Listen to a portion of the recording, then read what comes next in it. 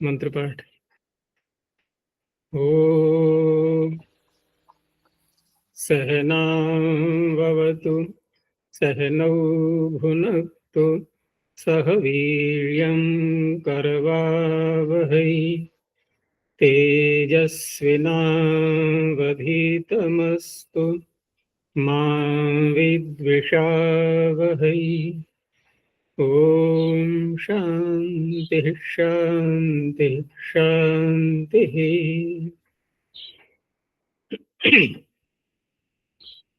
प्रथमा वृत्ति की 376वीं कक्षा, छठे अध्याय के प्रथम पाद के स्वर प्रकरण में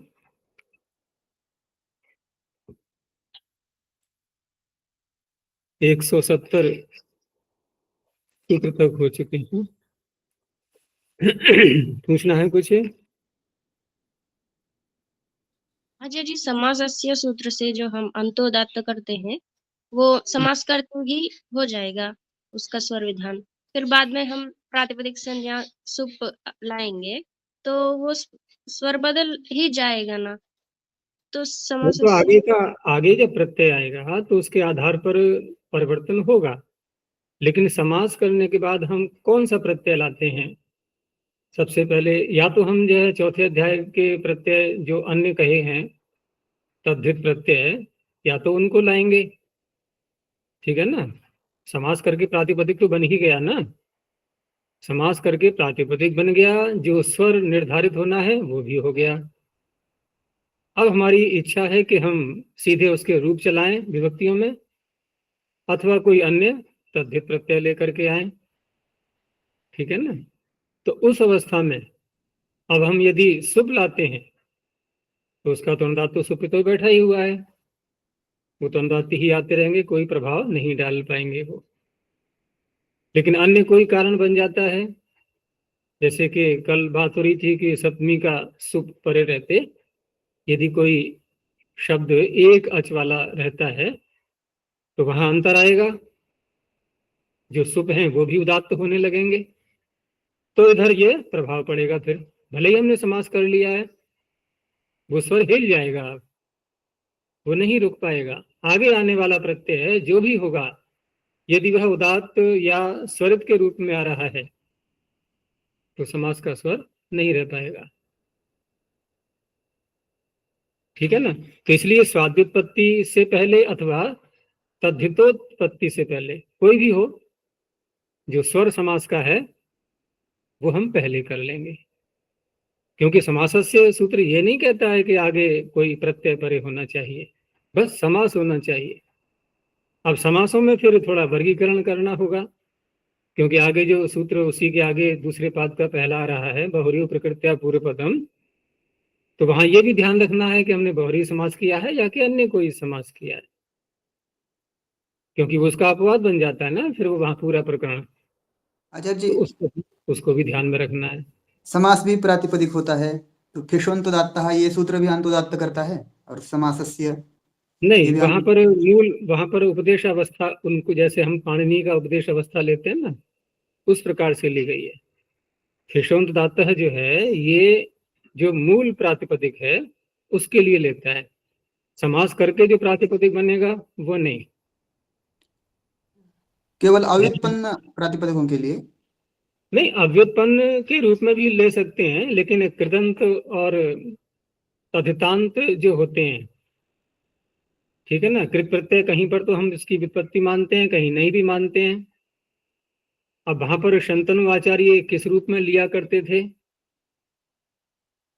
हमें वो तो सारा उपलब्ध नहीं है वर्तमान में अभी, लेकिन जिस प्रकार से हम इस सूत्र को लगाते हैं तो वहां पर प्रकृति प्रत्यय की कल्पना न करते हुए और सीधा हमने प्रातिपदिक उसको ले लिया। लेकिन समास करके जो प्रातिपदिक बनेगा, यदि हम ये भी पक्ष ले लें कि समास करके जो प्रातिपदिक बना तो फिर शोन्दाता लगेगा, ऐसा मान भी लें, तो तब भी तो समास से सूत्र बैठा हुआ है। समास से सूत्र फिर अपना कार्य करेगा, बहुरी प्रकृत्या पूर्व पदम ये सारे सूत्र हैं ये अपना कार्य करेंगे, भले ही वो भीषणतात लगाते रहो, तो वहां कोई टकराव नहीं है आपस में।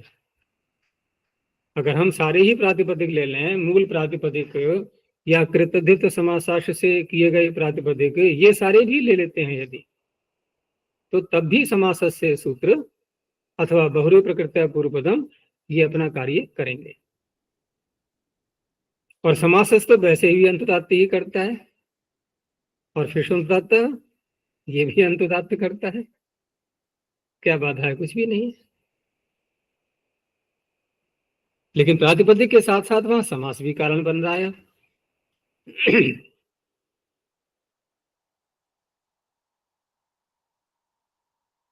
तो कल का जो सूत्र था अंत में, ह्रस्व नुभ्याम मतुप, मतुप की बात चल रही थी यहाँ पर, कि मतुप प्रत्यय को इसने उदात्त किया था, जो कि पित होने से अनुदात्त होना चाहिए था। और वो सूत्र जो है ह्रस्व नुभ्याम मतुप, ये ह्रस्वांत शब्द को ले रहा था। अब आगे एक सूत्र और दिया है इन्होंने कि नामन्य तरस्याम, क्योंकि ह्रस्वनुभ्याम मतुप तो सर्वत्र करने ही लगेगा, फिर जहां जहां भी ह्रस्वांत शब्द से आगे मतुप प्रत्यय आएगा वहां करेगा वो उसको अनुदात्त। लेकिन ये कहता है कि नाम अन्य तरस्याम, नाम प्रथमैक वचनांतम अन्य तरस्याम सप्तम एक वचनांतम, ये नाम जो है नुट सहित आम है ना, नुट सहित को लिया गया है यहाँ पर, नुट पहले ही कर लिया गया है। उसमें कारण ये होता है कि जहां नुडागम नहीं होता, जहां नुडागम नहीं होता वहां भले ही ह्रस्वांत शब्द रहे पूर्व का, फिर भी वहां उदात्त तो उसको नहीं होगा। जैसे धेनु शब्द का ले लें तो धेनवाम बनता है ना षष्ठी के बहुवचन में, वहां नहीं होता नुडागम। तो मतुपी यो ह्रस्व, जैसा अर्थ पीछे किया था वैसा ही यहां पर करेंगे। अब अंतर इतना आ रहा है केवल कि पीछे जो मतुप था वो प्रथमांत था, और प्रथमांत इसलिए किया गया था क्योंकि उसको उदात्त कर रहे थे। परंतु यहाँ पर जिसको ह्रस्व माना जाएगा वो ह्रस्व कहाँ देखेंगे? अब देखो, पीछे के सूत्र में मतुप को उदात्त किया था ह्रस्व से उत्तर, लेकिन यहाँ उदात्त किसको कर रहे हैं? मतुप को तो कर नहीं रहे, यहाँ तो नाम को कर रहे हैं ना, नाम को उदात्त कर रहे हैं। तो मतुप का संबंध कैसे जोड़ेंगे? अब ये मतुप को उदात्त नहीं कर रहा है, ये नाम को उदात्त कर रहा है। तो अब यहाँ पर मतुप जो प्रथमांत है वो सप्तमी में बदलना होगा उसको, और सप्तमी बदल करके अब अर्थ हो जाएगा कि मतुप परे रहते जो ह्रस्व है, जैसे वहां था ना सावेकाच तृतीया विभक्ति में, तो वहां पर हम एकाच देखते थे सप्तमी के बहुवचन में, कार्य कहीं कुछ और कर रहे हैं, कार्य और कहीं कर रहे हैं। ऐसे ही यहाँ पर ह्रस्व देखेंगे, ह्रस्वांत देखेंगे मतुप परे रहते, और उदात्त जो करना है वो नाम को करना है, मतुप को नहीं। तो मतुपी और ह्रस्व तदंतात अंतोदात्तात विकल्पेन नाम उदात्तो भवति। अब अग्नि को पहले हमें चेक करना है मतुप ला करके, कैसा है? ह्रस्वांत अग्निमत, और अंतोदात्त भी है, अंगेर नलो पश्च अग्नि नी प्रत्यय करके प्रत्यय स्वर से, तो ह्रस्वांत भी है अंतोदात्त भी है मतुप परे रहते। अब इससे जब षष्ठी का बहुवचन लाएंगे नुट सहित आम, तो वहां पर अनुदात्त सुपित से अनुदात्त प्राप्त हो रहा था, इसने उदात्त कर दिया। अब अग्नि का स्वर हट जाएगा, उसके बाद दीर्घ हो गया और बाकी सारे अनुदात्त हो गए, ना का आ उदात्त रहेगा। दूसरे पक्ष में फिर जैसा है वैसा ही रहेगा, अग्नि का ही स्वर रहेगा, आम हो जाएगा फिर अनुदात्त, और उदात्तात अनुदात्त से स्वरितः। ऐसे ही वायु नाम,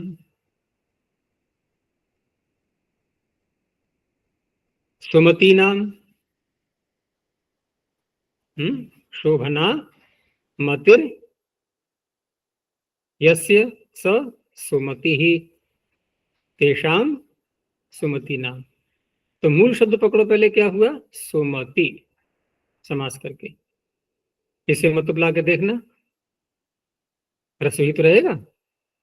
सुमति मत, सुमति वाला, जैसे बुद्धिमत, बुद्धिमान, सुमतिमान, तो सुमति मत ह्रस्वांत है और अंतोदात्त भी है प्रत्यय स्वर से।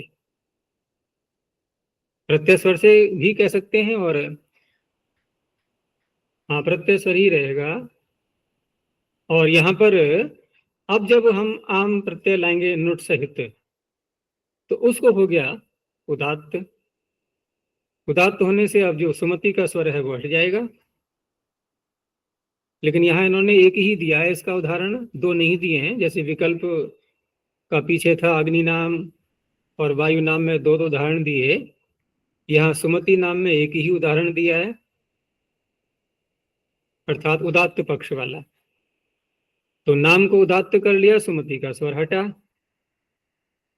तो इसलिए सारा हो गया फिर अनुदात्त।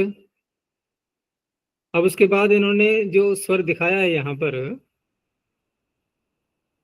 इसमें सु और म में कोई भी स्वर नहीं दिख रहा है। ये प्रभाव पड़ रहा है संहिता के कारण से। संहिता में स्वरितात संहितायाम अनुदात्ता नाम एक श्रुति तो करनी ही होगी ना। तो पीछे देखो चेतंती में त में स्वरित है, उस स्वरित के कारण से आगे के सारे अनुदात्त एक श्रुति में परिवर्तित हो चुके हैं। ठीक है ना, एक श्रुति में परिवर्तित हो चुके हैं। लेकिन ती क्यों नहीं हुआ फिर? ती है ना, ती तो अनुदात दिख रहा है ना सुमति नाम में। नाम तो उदात्त है लेकिन ती तो नहीं है, तो क्यों रुक गया ये? ध्यान आ रहा है कुछ? प्रथम पाद की सिद्धि है न सुब्रमण्यम। नहीं, एक तो वैसे देखो तार्किक दृष्टि से हम व्याकरण को हटाओ थोड़ी देर के लिए, कि नाम का ना उदात्त है तो उदात्त का प्रभाव पड़ेगा नहीं, पास वाले पे कुछ तो पड़ेगा थोड़ा सा, पास वाले पर संगति का प्रभाव पड़ता है। अब संगति का इतना प्रभाव नहीं पड़ता है कि उसको भी उदात्त कर दे वो, लेकिन प्रभाव इतना तो पड़ गया कि उसको बदलने नहीं दिया उसने। अजी उदात्त स्वरित परस्य सन्नतरः। तो और प्रबलता हो गई ना फिर। एक तो होता है सन्न, एक होता है सन्नतर, क्योंकि सन्न होता है अनुदात्त, और सन्नतर तो और ज्यादा अनुदात्त कर दिया उसको, तो क्योंकि पीछे के सारे साथी उसके सब एक श्रुति में बदल गए, तो सारी ताकत इसी में आ गई अनुदात्तों की अब। सन्नतर हो गया। तो उदात्त स्वरित परस्य, परस्य कस्य अनुदात्तस्य, सन्नतर, सन्नतर हो गया।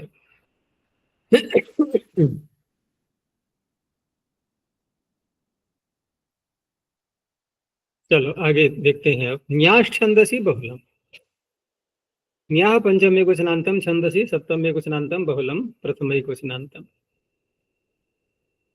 न्याह अर्थात नी का पंचमी का है ये, तो पंचमी है तो न्यंतात परः, नाम उदात्तो भवति छंदसी विषये बहुलम। वेद में न्यंत से उत्तर नाम को बहुल से उदात्त किया गया है। तो इसमें जो भी उदाहरण मिलेंगे वो न्यंतों के देखो, जैसे शब्द पहला है अभिभंजती, कैसा है ये? न्यंत, क्षत्रि प्रत्यय करके नीप किया गया है, उगितश्च। तो अभिभंजती आगे नुट सहित आम आ गया, उसको हो गया उदात्त। यहां भी देखो वही बात है कि पीछे के सारे अनुदात्त जो थे वो देव सेना ना में जो स्वरित आ रहा है इसके कारण से एक श्रुति में बदल गए, लेकिन निकट वाला वो सन्नतर ही रहेगा। अभिभंजती नाम। आगे है बहुवी नाम, बहुवी नाम पिता। तो बहुवी नाम पिता में भी नाम को उदात्त हुआ और पीछे के अनुदात्त हो गए। बहुल कहा है तो जैसे नदी नाम, कौन से मंत्र का अंश है ये पूरा याद आ रहा है? बहुत प्रसिद्ध मंत्र है। संगमे च नदीनाम, नहीं ध्यान आया? उपह्वरे गिरीणाम संगमे च नदीनाम धिया विप्रो अजायत। ये तो बहुत प्रसिद्ध मंत्र है, प्रवचनों में जहां तहां सुना होगा कि विद्वान कैसे बनते हैं। धिया विप्रो अजायत, विप्र कब बनते हैं विद्वान? या तो पहाड़ों पर जाके रहो अथवा नदी के पास में। उपह्वरे गिरीणाम संगमे च नदीनाम, तो अनमोल तो नदी के संगम में है, नहीं है? क्यों, यमुना है ना पास में। तो उसी का अंश है ये। तो नदी नाम में यहाँ पर नाम को धात हो गया, नदी ज्ञात होने के कारण से। लेकिन यहाँ, हाँ, बहुल कहने से यहाँ हुआ नहीं है, कहने का तात्पर्य यहाँ नहीं हुआ। अब नहीं हुआ तो नदी का स्वर रहेगा, यानी कि नाम जो है अनुदात्त रहेगा, उस अनुदात्त को उदात्त से उत्तर स्वरित हो गया है। आगे षट त्रिचतुर्भ्यो हलादि।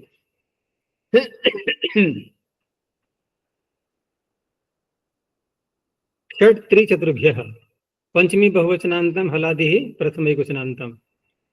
पीछे जो सूत्र था सावेकाच तृतीया दीर्घ विभक्ति है, बताया था ना मैंने, ये बहुत लंबा प्रकरण चलेगा विभक्ति का। तो देखो विभक्ति तो चल ही रही है, लेकिन कहीं पर हमने टा से लेकर के सुप तक की विभक्तियां ली, कहीं हमने शस से लेकर के सुप तक की ली। पीछे आया था ना असर्वनाम स्थान, सर्वनाम स्थान को छोड़कर तो शस से प्रारंभ की थी।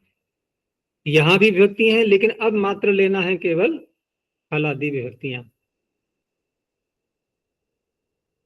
तो हल आदिर यस्याह, जिसके आदि में हल है, ऐसी विभक्तियां आएंगी। अभ्याम है, नुट सहित आम भी जो है वो भी हलादि विभक्ति बन जाती है।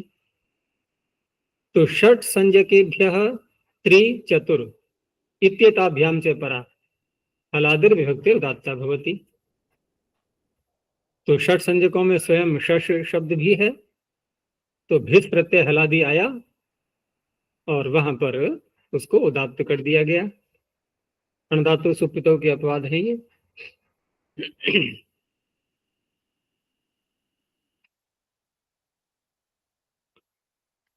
और ये जो शब्द हैं नकारांत और रेफांत, चलो वो तो आगे आ रहे हैं अभी। तो शश का तो अलग हो गया, ये षड्भी, षड्भ्य, षण्णाम, ये शश के हो गए उदाहरण। आगे पंचन और सप्तन, क्योंकि षट संज्ञकों में नकारांत भी आते हैं, तो पंचन और सप्तन का बनेगा पंचानाम सप्तानाम।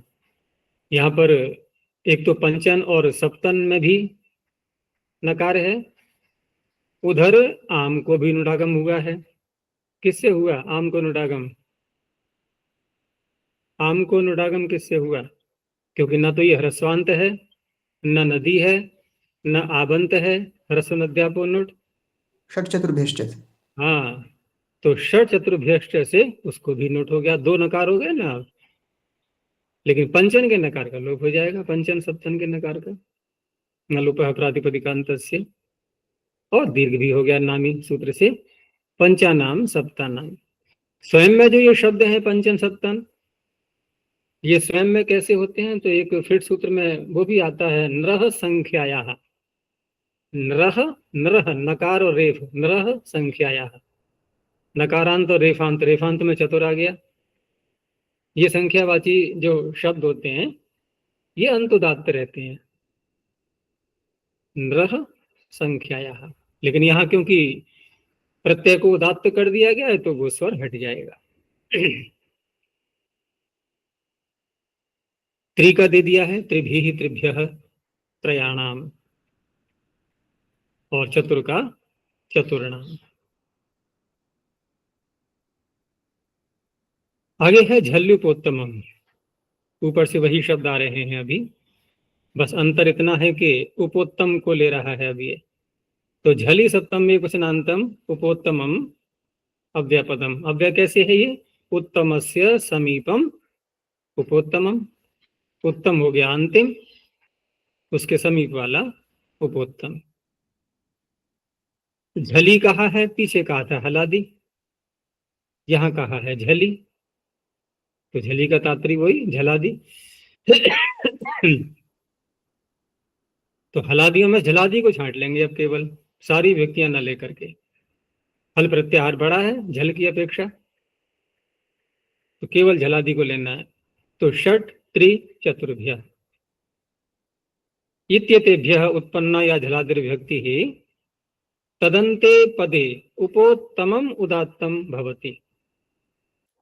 अब यहां पर क्या है कि झलादी विभक्ति को ला करके जो पूरा शब्द बनेगा सुबंत, उसमें देखेंगे कि अंतिम स्वर क्या है और उसके पहले वाला क्या है। अंतिम अच से पूर्व वाला उपोत्तम, उसको ये उदात्त करेगा। जैसे पहले हमने पंचन से बना लिया पूरा शब्द पंचभी।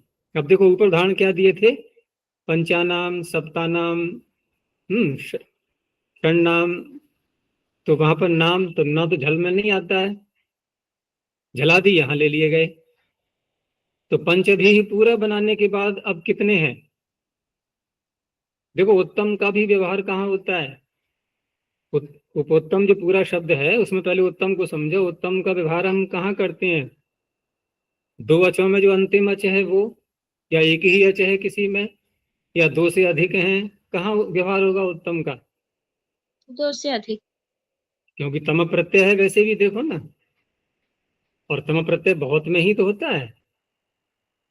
तो क्या परिभाषा बनेगी, तीन या तीन से अधिक, ठीक है ना, दो तो लेंगे नहीं, तीन या तीन से अधिक जहां अच होते हैं उसका अंतिम अच कहलाएगा उत्तम, उसके समीप वाला कहलाएगा उपोत्तम। तो पंचभी में तीन हो गए। क्योंकि यदि हम ये अर्थ न करें, प्रत्यय सहित में गिनती नहीं करेंगे, तो ये सूत्र चरितार्थ ही नहीं हो पाएगा। क्योंकि अनुवृत्ति ला रहे हैं हम ऊपर से जिन शब्दों की, षट त्रि चतुर, क्या इनमें से है कोई ऐसा जिसमें तीन अच हैं, कोई भी नहीं है। प्रत्यय करके ही बन पाएंगे ये। इसलिए अर्थ करते समय ये ध्यान रखना होता है कि विभक्ति जो कहा गया है झली, तो झलादी विभक्ति तो ले ली हमने, लेकिन फिर पूरा प्रत्यय शब्द बनाने के बाद, सुबंत बनाने के बाद तदंते पदे, यही अर्थ करना होगा। तदंते पदे उपोत्तमम ही व्याख्या से निकलता है। तो पंचभी, सप्तभी, तिसृभी, फिर पंचभी अंतिम शब्द में, वाक्य में पंचभी, ये सारे इसके उदाहरण हैं। तो देखो सब में उपोत्तम उदात्त है, अंत से पहला वाला।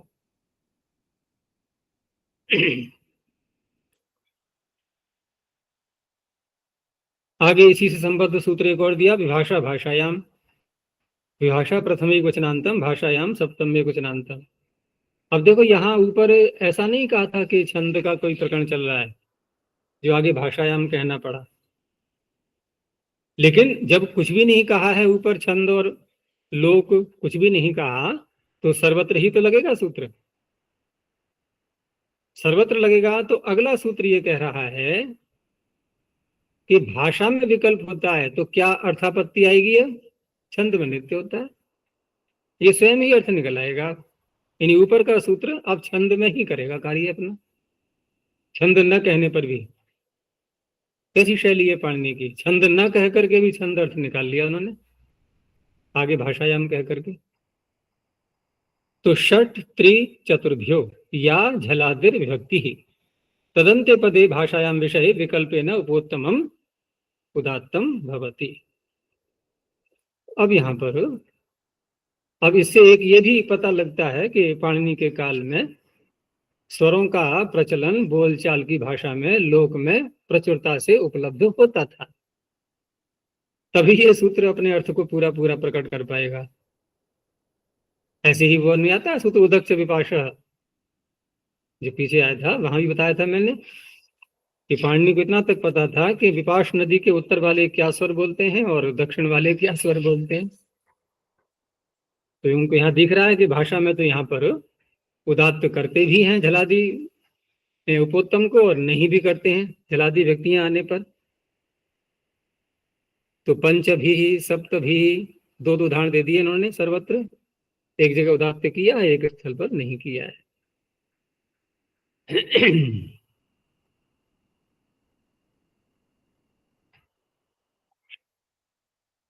अगला सूत्र देखो। अगला सूत्र एक अलग अलग जो सूत्र पीछे आए हैं उसके अपवाद के रूप में है।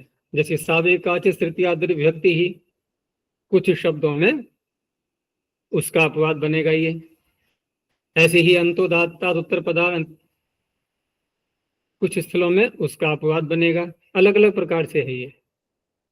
तो निषेध यहां से प्रारंभ हो रहा है ये कि न गोष्वन सावर्ण राडंग क्रुंग कृभ्यः, न व्यपदम गोष्वन सावर्ण राडंग क्रुंग कृभ्यः पंचमी बहुवचनांतम। अब इसमें जो शब्द हैं उनको अलग समझ लो। पहले गो शब्द तो स्पष्ट है, ऐसे ही श्वन ले लिया है, और साववर्ण इसका तात्पर्य है सौ परतः अवर्णम अर्थात अवर्णांत, ठीक है ना। सुपरे रहते, पीछे भी आया था एक साव एकाच सुपरे रहते, लेकिन दोनों में अंतर है। वहां था सप्तमी का बहुवचन सु, यहाँ है प्रथमा का एक वचन सु। तो सु परे रहते यानी कि प्रथमा विभक्ति का जो सु है उसके परे रहते जो शब्द अवर्णांत हैं उसको कहा गया साववर्ण शब्द से। आगे राट है राज धातु का, और अंग ये अंचु धातु का क्विन प्रत्यय करके, क्रुंग क्रुंच का क्विन प्रत्यय करके, और कृत से तात्पर्य कृदंत लेंगे नहीं, क्री धातु से क्विप प्रत्यय करके तो कागम कृत, ठीक है ना। ये है, संज्ञा नहीं है कृत यहां। तो इन सब का द्वंद्व समास करके सूत्र में पढ़ा हुआ है। तो गो स्वन सावर्ण अर्थात सौ परतः अवर्णांत राट अंग क्रुंग कृत इत्येतेभ्यः। अब सूत्र में कह दिया न, तो न से तात्पर्य क्या हुआ, क्योंकि भिन्न भिन्न सूत्रों का तो अपवाद बन रहा है, तो यही अर्थ में कहना पड़ेगा कि यद उत्तम तन्न भवति। भाई इन शब्दों के साथ में जिस जिस सूत्र से जो भी कार्य आपने पीछे कहा है वो नहीं होता, तो यहाँ कहने का कार्य हो कौन सा रहा है। सर्वत्र उदात्त ही तो हो रहा है, पाद के अंत तक हम उदात्त उदात्त उदात्त इसी की रट लगाते रहेंगे, यही तो हो रहा है सर्वत्र। तो इन शब्दों में वो कार्य नहीं होगा। तो कहाँ किसकी प्राप्ति हो रही है वो समझना है, पहले उसका निषेध कर देना है। तो पहला शब्द है गो। तो गो शब्द में जो उदाहरण दिया है इन्होंने, गवा गवे गोभ्याम गवाम शता। तो यहाँ क्या है, गो का सप्तमी के बहुवचन में, सप्तमी का बहुवचन जब परे होता है तो कितने अच होते हैं इसमें, एक गोशु, तो हो गया ना साव एकाचः सौ एकाचः। इस सूत्र से तृतीया आदि जो व्यक्तियां हैं टा से लेकर के आगे की, ये सब उदात्त प्राप्त हो रही थी। अब इसने रोक दिया है तो अब अनुदात्त सुपे तो लगा लो सर्वत्र। तो गो से बन गया तृतीया में गवा, गो को तो अब आदेश हो गया है, वो तो उदात्त रहेगा ही गो शब्द, और टा हो गया अनुदात्त और स्वरित हो गया बाद में। ऐसे ही गवे गोभ्याम गवाम, देखो है सर्वत्र स्वरित हो रहा है, अनुदात्त को स्वरित हो चुका है। आगे समास करके दे दिया है, जिसकी अच्छी गाय है, सुष्ठु गावः यस्य, जिसकी अच्छी गाय है, तो वो शब्द वो व्यक्ति क्या कहलाएगा, क्या बनेगा मूल शब्द समास करके, जिसकी अच्छी गाय है वो क्या कहलाएगा, सुगु। सु और गो का समास किया, बहुरी समास किया, बहुरी में सारे पद होते हैं उपसर्जन, तो गो स्त्री और उपसर्जन से उसको ह्रस्व कर दो, सुगु।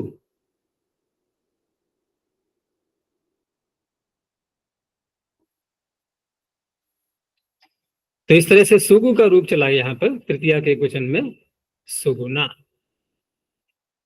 तो यहां भी टा को टा जो है उसकी प्राप्ति जो हो रही थी उसको उदात्त ही रखा गया। यहाँ किससे प्राप्ति होगी, ये तो सप्तमी के बहुवचन में एकाच नहीं रहेगा। तो यहाँ पर क्योंकि समास किया है हमने बहुव्रीहि, और समास कैसा है ये, अनित्य समास। तो अंतोदात्तात् उत्तर पदात् अन्यतरस्याम अनित्य समासे। उस सूत्र से यहाँ पर व्यक्ति को उदात्त प्राप्त हो रहा था, उसको रोक दिया। सुगुना सुगुने सुगुभ्याम। श्वन शब्द का क्या बनता है षष्ठी सप्तमी के बहुवचन में, श्वसु, ये भी एकाच है। तो सावेकाच का अपवाद, शुना शुने श्वभ्याम। शुनः, शुनश्चित क्षेपम में शुनः। यहाँ शुना शुने इत्यादि में संप्रसारण का भी ध्यान रखना है। श्व युव मघु नाम अतद्धिते। तो यहाँ भी टा को उदात्त की प्राप्ति हो रही थी। जो आगे प्रत्यय हैं, टा है, इंगे है इत्यादि, भ्याम है, सभी को रोक दिया और अनुदात्त हो गई ये। समास करेंगे तो फिर अंतोदात्ता उत्तर पदार्थ को लगाते जाओ, उसका अपवाद बनेगा। परम शुना परम शुन्य। तो गो श्वन। अब दिया आगे उदाहरण साव वर्ण। अब यहाँ पर जांच करनी है पहले कि यद तद किम, ये जो सारे शब्द हैं, या द्युम्नम नहीं, द्युम्न नहीं है, यद तद किम, ये है उदाहरण इसके। तो यहाँ पर प्रथमा व्यक्ति का जो सुप्रत्यय लाते हैं, तो सुप्रत्यय पर रहते अवर्णांत है या नहीं है, यदि नाम से आकार कर लेते हैं ना, अवर्णांत बन जाते हैं सारे ये। इसलिए इनके आगे अब जो व्यक्तियां हैं सब, इनको दूसरा ये है कि ये सप्तमी के बहुवचन में कैसे रहते हैं। सप्तमी के बहुवचन में एक अच वाले ही तो रहेंगे ये, तेषु केषु इत्यादि, येषु। तो यहाँ पर भी सावेकाच से जो प्राप्ति हो रही थी उदात्त करने की, उसको रोक दिया गया। तेषाम पाहि श्रुधि हवम, ये तेषाम उदाहरण है इसका। राट का दिया है राजा और परम राजे। तो राज शब्द राजरी धातु से बनता है, तो उसका रूप चलाएंगे। तो वैसे तो नहीं, ये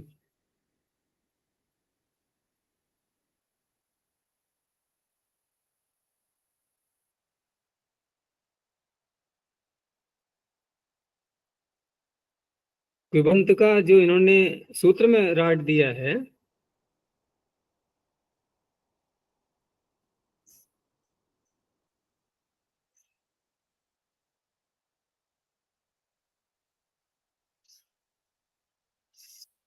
ये वो राजन शब्द का रूप नहीं है, ठीक है ना, उसको नहीं लेना है, वो ध्यान वहीं पहुंच जाता है। राजरी धातु का कृबंत का रूप है राज, हलंत। उसका रूप चलाएंगे तो क्या बनेगा, राट राजौ राजः, राजम राजौ राजः, राजा राढभ्याम राढभिः, ऐसे रूप चलाने हैं। तो उसी का उदाहरण दिया है तृतीया का एक वचन राजा। ये प्रथमा का एक वचन नहीं है, राजा राजानु राजाना, तृतीया का एक वचन है। तो यहाँ पर भी सप्तमी के बहुवचन में ये एकाच था, तो सावेकाच, और दूसरे वाले में अंतोदात्तात उत्तर पदार्थ। इन दोनों से प्रत्यय को उदात्त की प्राप्ति हो रही थी, उसको उसका निषेध कर दिया, तो अनुदात्त रहे। अंशु धातु से जो अंग प्रत्यय बनाते हैं क्वेन प्रत्यय करके, तो उसका है प्र लगा करके प्रांचा प्रांगभ्याम। तो यहाँ पर भी सप्तमी के बहुवचन में एकाच थे ये, प्रांशु ये बनना था। ऐसे ही क्रुंका क्रुंचा और परम क्रुंचा में अंतोदात्त उत्तर पदार्थ समास करके।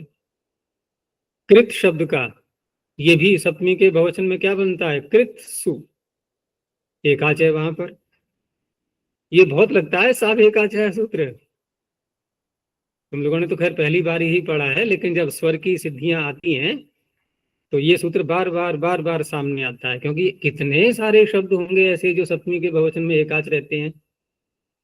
बहुवचन में बताते, बहुवचन परे रहते, प्रत्यय को नहीं जोड़ना है, ध्यान रखना। बहुवचन परे रहते, सप्तमी के बहुवचन में जो एकाच रहते हैं बहुत से शब्द हैं ऐसे, तो उनके आगे जो विभक्तियां आती हैं वो सब उदात्त बन जाती हैं, तृतीया से लेकर के। कृता परम कृता, परम कृता में जो है वही लगा लो सूत्र, अंतोदात्तात उत्तर पदार्थ, उससे प्रत्यय के उदात्त की प्राप्ति हो रही थी। चलो आगे देखो। अब दिवो झल एक शब्द के लिए है ये।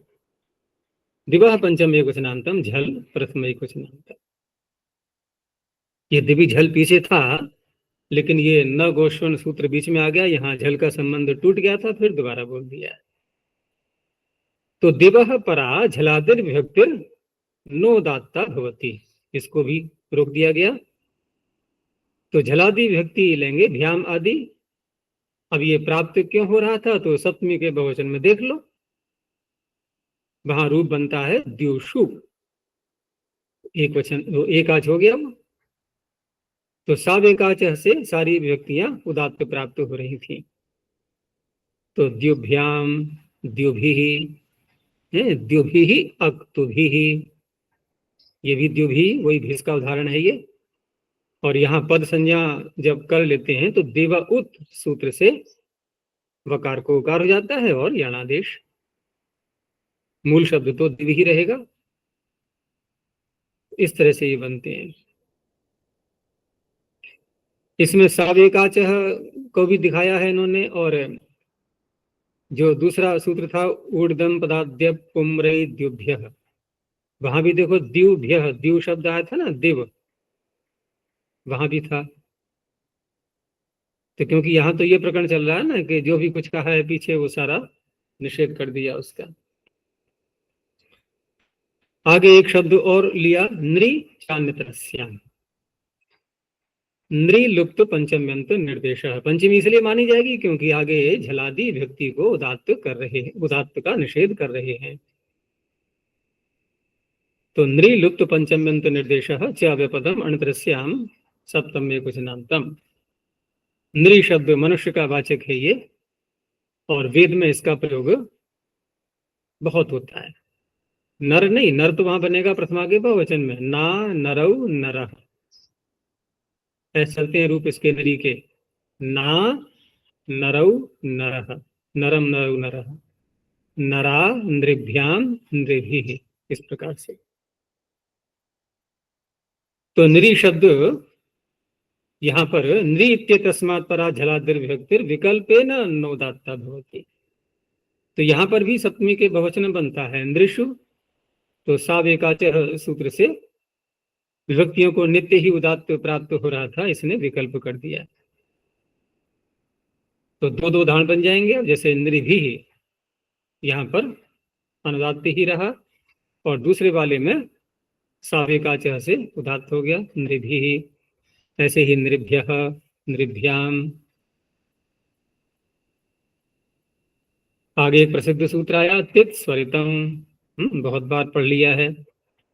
तित प्रथमैकवचनांतम स्वरितम प्रथमैकवचनांतम। अब तित यहाँ किसका बनेगा विशेषण, तो तकार अनुबंध पाणिनि कहाँ लगाते हैं, प्रत्यय में तो लगाएंगे।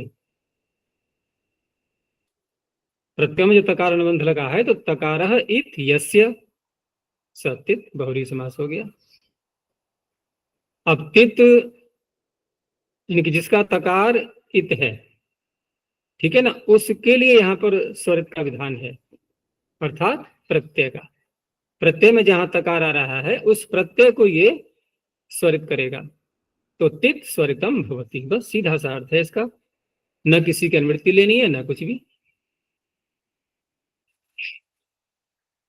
अब प्रकरण चल रहा था यहाँ पर उदात्त का, ठीक है ना, लेकिन यहाँ तो सूत्र में जो स्वरित कहा है तो उदात्त का संबंध यहाँ जुड़ेगा ही नहीं।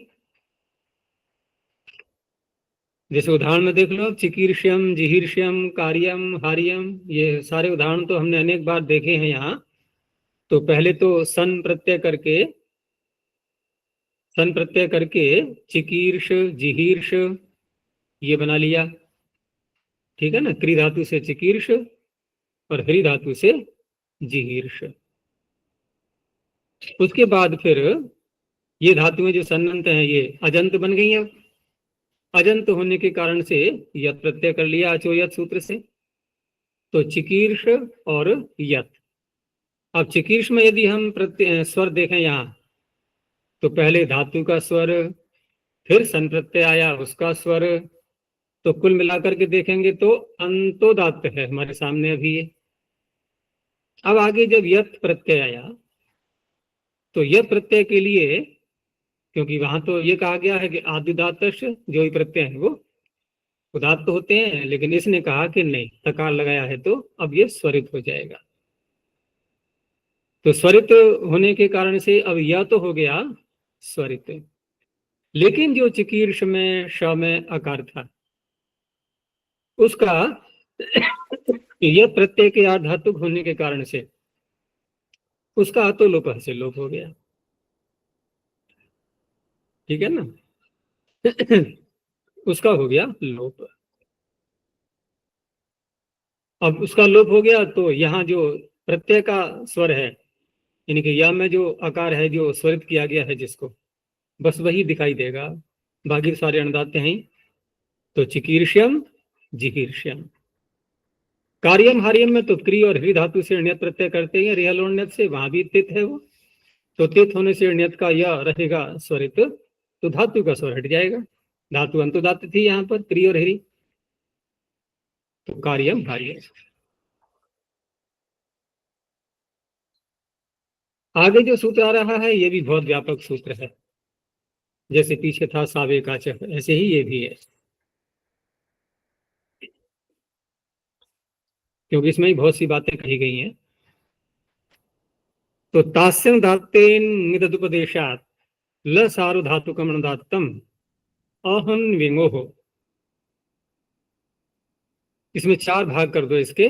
तास्यं धातेन निदुपदेशात पंचम एक वचनांतम, ल सार्वधातुकम प्रथम एक वचनांतम, अनुदात्तम प्रथम एक वचनांतम, अहन विंगोह षष्ठी द्विवचनांतम।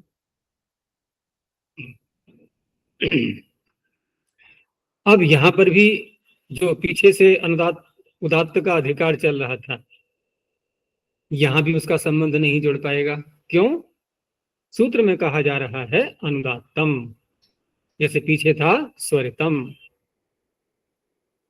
लेकिन अगले सूत्र से फिर वही उदात्त चल पड़ेगा, वो तो जाना ही है पाद के अंत तक।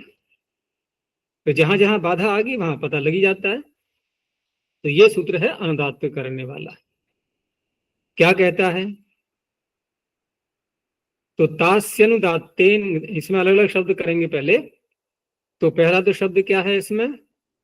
तासी है, से तासी लिलटो वाला जो तासी प्रत्यय है वो लिया गया है। दूसरा है अनुदात्तेत, अनुदात्तः इत यस्य, तो धातु का ही बनेगा विशेषण। धातु में पाणिनि ने अनुदात्तेत पढ़ी हुई है धातु पाठ में, वो ली जाएंगी। यहाँ पर बहुत सारी धातुएं हैं ऐसी, ये मैंने कहा ना व्यापक सूत्र है ये, और इसलिए व्यापक है क्योंकि तास प्रत्यय ले लिया गया है। तो तास तो जितनी भी धातुएं हैं सबके लोट लकार में रूप बनाएंगे, तास तो आना ही है सर्वत्र, तो बहुत लगता है सूत्र ये। और कहा आगे इंगित, एक तो था अनुदात्ते और दूसरा अंगित भी ले लिया, संगित, और लिया अदुपदेश। तो अदुपदेश का क्या अर्थ हो गया? यहाँ बहुरी समास नहीं करेंगे, कर्मधारय समास करेंगे। अत च असौ उपदेशः अदुपदेशः, वही अकार है वही उपदेश है। ठीक है ना, जो प्रत्यय जैसे आते हैं ना, कहीं कहीं पर शप है, श है, और यहाँ अनुबंधों को हटा करके देखते हैं। तो शप प्रत्यय कैसा है? अदुपदेश। तुदादिभ्यः शः, ये कैसा है? अदुपदेश। और शयन कैसा है? अनुबंध हटा करके क्या है? बोलो ना क्या है? अदुपदेश नहीं है, हमने इसीलिए कर्मधारय किया था। आकारांत नहीं लेना है, अत च असौ उपदेशः। देखो शब का क्या बचा अ, श का क्या बचा अ, और शयन का क्या बचा य। तो केवल आकार कहाँ है ये, तो ये अदुपदेश का अर्थ है। ठीक है ना, और बस इतना ही है। इन सब से उत्तर देखना है हमें। अब देखना किसको है, किसको करना है अनुदात्त, तो वो करना है ल सार्वधातुक को। और ल सार्वधातुक का क्या अर्थ होगा, लस्य सार्वधातुकम, ल सार्वधातुकम, लकार के स्थान पर, ठीक है ना, लकार के स्थान पर जो प्रत्यय हैं वह प्रत्यय यदि सार्वधातुक हैं, कहीं कहीं पर आधातुक भी होते हैं, जैसे लिट लकार को ले लो, पूरा ही आधातुक है, आशीर्लिंग, ठीक है ना। तो जहां लकार के स्थान पर जो हम तिप्तजी आदि लाते हैं, जब ये सार्वधातुक रहेंगे तो उनको ये अनुदात्त करेगा सर्वत्र। और कितनी सारी प्रकार की धातुएं इसमें आ जाएंगी। अब तास से उत्तर आ गया, अनुदात्तेत धातुओं से उत्तर, नित से उत्तर, अदुपदेश से उत्तर, सब आ गए। दो धातुओं को छोड़ दिया गया है इसमें, जो कि अंत में कह दिया है अहन्विंगो हो, ठीक है ना। हुनु धातु, हुनुंग अपनयने, हटाने अर्थ में आती है ना जो, और इंग अध्ययने, तो हुनुश्च इंच, हन्विंगौ न हन्विंगौ अहन्विंगौ तयो हो। इन धातुओं में यह सूत्र नहीं लगेगा, इनको छोड़ दिया गया है। तो सूत्र का अर्थ बन जाएगा, समय पंचमी लगाते जाओ कि तासे है, तासी का पंचमी तासे है, अनुदात तेतः नितः, और अदुपदेशात का अकारांतोपदेशाच परम, ठीक है ना, पंचमी है इसलिए परम अपनी ओर से जोड़ लेंगे। ल सार्वधातुकम अनुदात्तम भवति, हुनुंग इंग इत्येताभ्याम परम वर्जयित्वा। इन दोनों धातुओं के आगे जब ये ल सा धातुक आएंगे उनको छोड़कर। अब एक एक करके उदाहरण देख लो। जैसे ताश का ले लिया पहले उन्होंने, करता करता रहो करता रहा।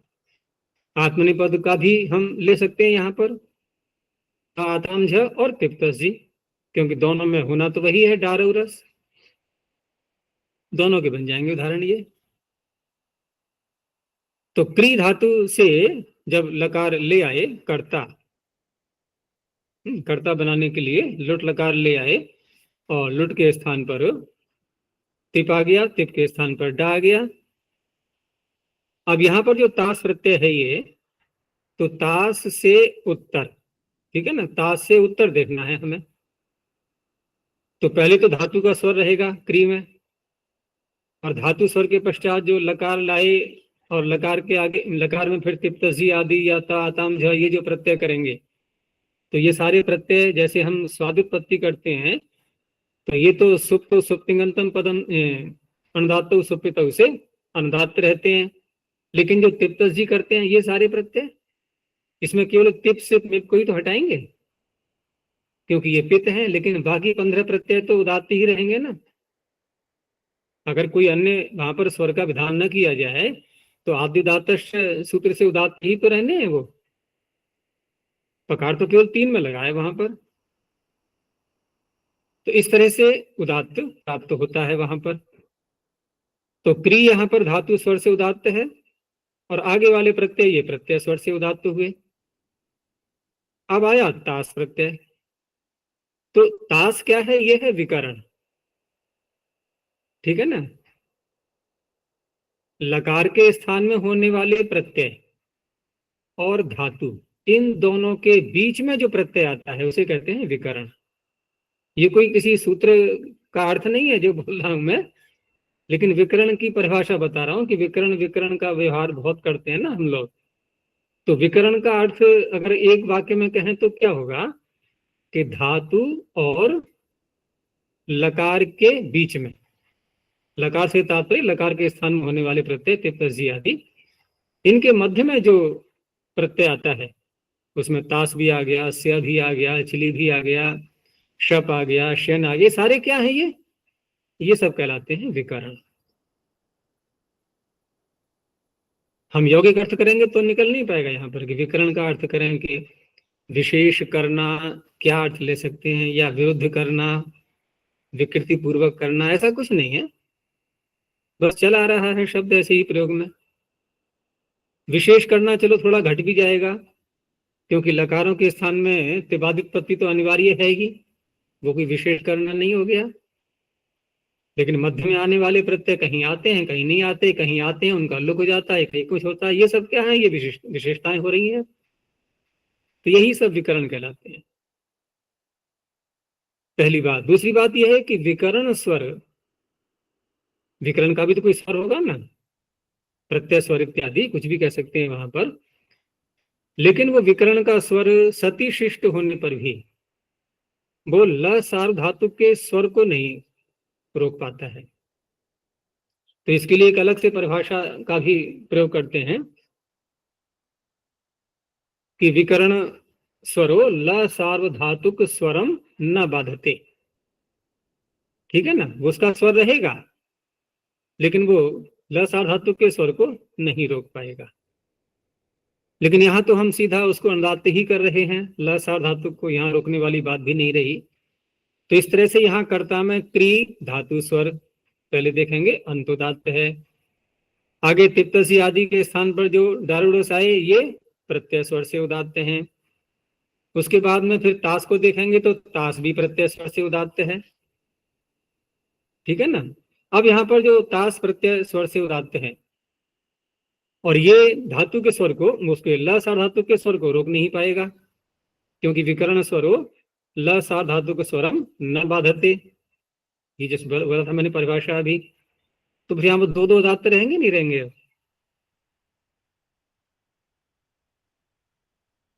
तास का भी स्वर रहेगा और डारुरस का भी स्वर रहेगा।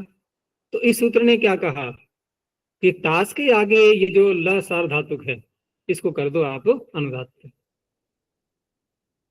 इसने अनुदात्त कर दिया, बस इतना ही कार्य है यहां पर। समझ में आ गया। तो करता करता रो करता रहा। अब ऐसे ही घटाते जाना सर्वत्र। अनुदात्तित का उदाहरण ले लो पहले, आस धातु का, आस उपवेशन है, अनुदात्तित है क्योंकि आपने पद किया नहीं, आस्ते आसाते आसते। तो यहां पर भी धातु स्वर, अब विकरण स्वर तो यहाँ है नहीं क्योंकि शप आया था, उसका लुक हो चुका है, और वैसे भी उसका स्वर होता क्या, अनुदात्तु सुपित ही रहता। तो आस धातु स्वर से उदात्त है, आगे जो प्रत्यय स्वर आया वो भी उदात्त होने लगा, तो धातु का स्वर हटने लगा। लेकिन इसने कहा कि नहीं, अनुदात्तित के आगे जो ल सा धातु का आएगा उसको अनुदात्त ही होगा, धातु स्वर बच गया, जो धातु स्वर भाग रहा था उसको रोक दिया गया। तो आस्ते, बस धातु का बसते, मित धातु में सु धातु का सूते, सब में यही बात है, शींग धातु का शेते। आगे अदुपदेश। अब अदुपदेश में देखो कि तुद धातु से नित आचार्य। नित का बोल तो दिया मैंने, सूते शेते, ठीक है ना, ये हो गया। और अदुपदेश में तुद और नुद पच पठ ये सब ली गई हैं। ये दो ही प्रकार के हैं, देखो इसमें विकरण, एक शाह है एक शप है, बस यही है अदुपदेश। तो यहाँ पर अदुपदेश हम कब देख पाएंगे, धातु पहले यही तुद धातु का स्वर रहा, आगे तस प्रत्यय आया उसका स्वर आ गया अर्थात उदात्त। और अब वह प्रत्यय स्वर धातु के स्वर को हटाने लगा, हटाएगा कि नहीं। अब आया बीच में शप या श, दोनों में से कुछ भी ले सकते हैं। तो शप आएगा तो वो तो अनुदात्त ही रहेगा, लेकिन श आएगा वो रहेगा उदात्त, और वो उदात्त रहेगा और प्रत्यय के स्वर को हटा नहीं पाएगा वो, क्योंकि विकरण स्वर जो है वो ल सार्वधातुक स्वर को नहीं बाधता।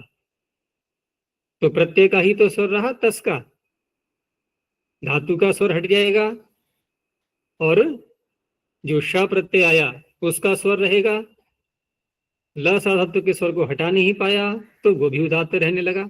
अब इसने क्या किया सूत्र ने कि तू द, अब ये अद उपदेश यानी कि अ जो है बीच में प्रत्यय है, ये आकार उपदेश में अवस्था में है, इससे उससे उत्तर ल सार्वधातुक को कर दिया उसने अनुदात्त। ये कार्य किया इसने। अब उसको अनुदात्त कर दिया तो उस अवस्था में जैसे मैंने कहा था अभी कि विकर्ण का स्वर ल सार्वधातुक के स्वर को नहीं बाधता, लेकिन धातु के स्वर को तो बाध लेगा। धातु के स्वर को तो बाध लेगा ना, सती शिष्ट है कि नहीं है। तो सती शिष्ट होने पर ल सार्वधातुक के स्वर को नहीं बाधेगा, धातु के स्वर को बाध लेगा। तो इस तरह से वही रहेगा इसमें उदात्त तुदतः नुदतः। क्या यही स्थिति है पठता पठता में? यहां अंतर आ गया। यहां अंतर का कारण कौन बन रहा है? शप का पित होना, वो स्वयं में अनुदात्त है। और आगे तस प्रत्यय आया, ये धातु के स्वर को हटाने लगा उदात्त होने के कारण से, लेकिन उसको इसने कर दिया अनुदात्त, तो धातु का स्वर सुरक्षित रह गया। क्योंकि शब्द भी तो हटा नहीं पाया उसको, और तस को कर दिया वैसे अनुदात्त, और शब्द भी अनुदात्त था, धातु का स्वर रह गया, तो पचतः पठतः। देखो वैसे थोड़ा जटिल तो लगता है स्वर प्रक्रिया ये, लेकिन अभ्यास में जब अधिक आएंगे, अभ्यास में तो आते नहीं सारे शब्द, स्वरों का प्रचलन ही नहीं रहा वर्तमान में, इसलिए थोड़ा क्लिष्ट जैसा लगता है।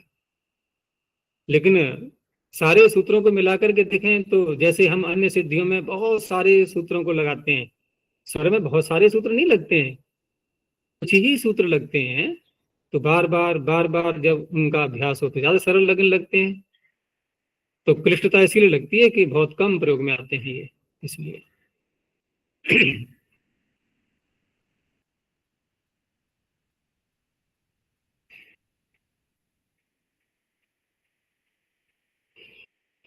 चलो इतना ही रखते हैं अब।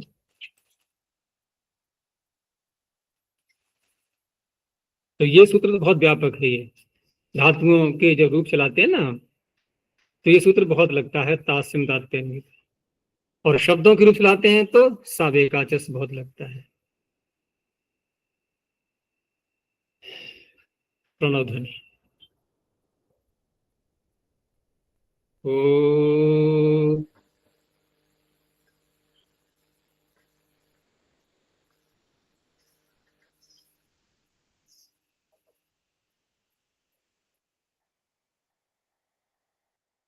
ओ